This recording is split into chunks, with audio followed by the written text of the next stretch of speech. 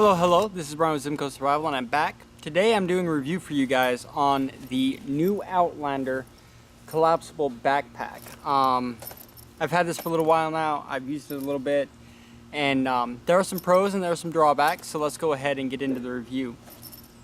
So basically when you first buy it, this is what you're going to get. It all folds down into itself, and it has a little carabiner here and a carry strap. Now, a lot of people I know like to carry these in luggage and stuff like that, so that when they get to where they're going on vacation, they have a nice little backpack that they can carry around with them. When it's folded, you do have a couple of pockets on the back here. You have one there, and then you have a zippered pocket across the back. That is mesh. So, while it's collapsed, it's nice and small, nice and thin, easy to pack away. It is a 35-liter backpack. It is water resistant, but it is not waterproof. So just to let you know that, don't keep it in the rain. Basically, it's not the kind of backpack that you can just walk around in the rain and stuff inside won't get wet. It will get wet if you walk in the rain. So let's go ahead and show you guys how it unfolds here. So basically you unzip the top here, just like this. And inside, the flap will open, and inside you have the backpack. So basically what you do is you just pull that out, and the backpack expands. So at this point, this is what you're going to have. Alright, and then on the back here, you have your the remaining flap. To get that, you just fold that over, and what that forms is the front pocket right here on the backpack. So at that point, you just zip it up, and you have your completed unfolded backpack. But inside, the outer pockets become inner pockets when you open it up. So you do have some organization on the inside once you have it open. So let's go ahead and zip this up now. Alright, so once you have everything open, this is what you're going to be looking at. Alright? And it does have some high visibility reflective pieces here and here. Not much, but it is there just, you know, in case. Keeping going with the front, you have a small pocket right here. It's not ultra large. It's just a small little pocket, good for like a cell phone or, you know, medications or anything like that. And then you have your primary pocket, which is right up here at the top.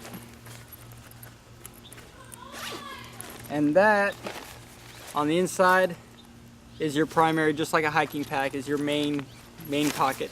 It also has a divider as well on the back of the pack. And then you have two mesh bottle pockets, if you will, but they are not expandable. They don't stretch. They stretch very, very little, but not much, so I don't consider them stretching pockets. And you have another one on the other side. You also have compression strap there, and a compression strap on the other side as well. And that pretty much does it for the front of the pack. So let's go ahead and move on to the back of the pack. No, it is not hydration compatible, so don't think that you're going to stick a hydration pack in here. There is no out port for the hose from the hydration pack. On the back, you of course have a carry handle there. You have your straps, and each strap has a little D-ring on it. There is a little bit of mesh and just a little bit of padding to these. It's not much. This is more of a Daypack style bag. This isn't something that you would use as a primary backpack. So they don't have much in the way of mesh on it. It does have a sternum strap right here. And it does have an emergency whistle. It does not really work. So it's a waste, but you do have the sternum strap, and it is adjustable up and down the shoulder strap. It does, most all of its ability to adjust is going to be through this. like a normal backpack.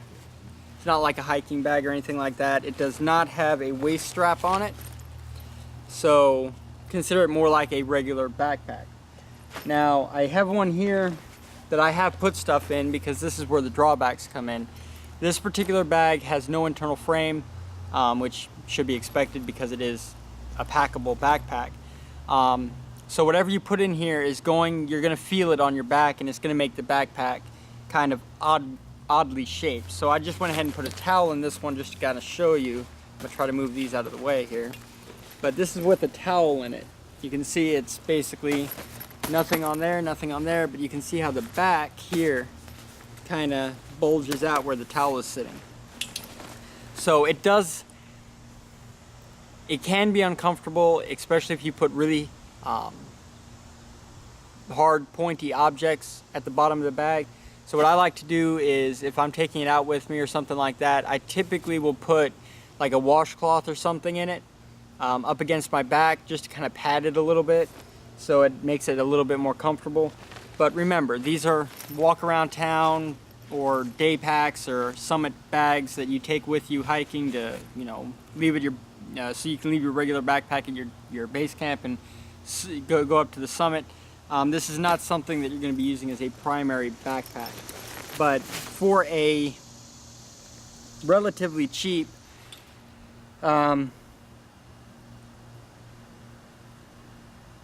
day pack, it's actually quite good. I haven't had any problems with it. Now, there is one issue that some people have had, I have not, where they say the lining, let me grab this and show you. They say the lining of the backpack shreds over time. Now, most people, this happens over the course of a year, they say. See how it's got that kind of waterproof lining? The company says that the lining, they fixed the lining, the issues with the lining. I don't know. I have not had it happen to me, but it has happened to other people. So it seems like it's a wash. It happens to some, doesn't happen to others, kind of like most products on Amazon, where some people get duds, some people don't. I don't know if all of them will do that. I haven't had mine for a year, but so far the coating seems perfectly intact. I haven't had any problems with it, so I'm not sure, and I can't tell you it won't. I can tell you it is a possibility, but the company says they fixed it. So there's that. Just wanted to go ahead and throw that little warning in there so that anybody who does purchase these, and I will have affiliate links in the description, if you do decide to buy one, I have not had a problem. There are people who have, so keep that in mind when you purchase it. There is a potential that the coating can wear off, but that doesn't mean the bag is useless. A lot of people say the bag is not useless. The coating does not make the bag useless. All it is the water resistant coating. In my experience, it's not really resistant, so the coating for me is a non-issue. If it wears off, it wears off. It's not a big problem. As long as the actual primary fabric holds up, it's still a usable bag. But let me go ahead and show you guys how to actually fold it up now. So once you've taken everything out, this is what the bag's going to look like, and now it's time to fold it up. So you unzip the bottom pocket, just like this. So that's all unzipped. Next, take and fold your shoulder straps back behind the bag. And I like to take and fold one more time right up here at the top. All right. I like to take and curl it like this, fold it like that, and just kind of fold the edges in. So this is what you're going to have after you've done that. All right. Now, take the bottom of the bag and kind of flip it inside out, so that now the hood is on the outside and that is once again on the outside. So now what you're left with is something that looks like this. Just take and kind of stuff everything into the bag and then zip it back up. And as you're zipping, just keep kind of pushing it in. And there you go. Now if you want it to be flatter, you just run your hand across it and it'll flatten back out into its original thickness. I like this bag. Like I said, I've used it. It is It's not the most comfortable backpack in the world, but it's not a true backpack. I'd call it a walk around town bag, a summit bag. It's the kind of thing you put stuff into for a few hours if you're walking around the city, or you're out on vacation, or you're planning to summit a small mountain. Say you're on the Appalachian Trail and you want to summit one of the peaks on the Appalachian Trail.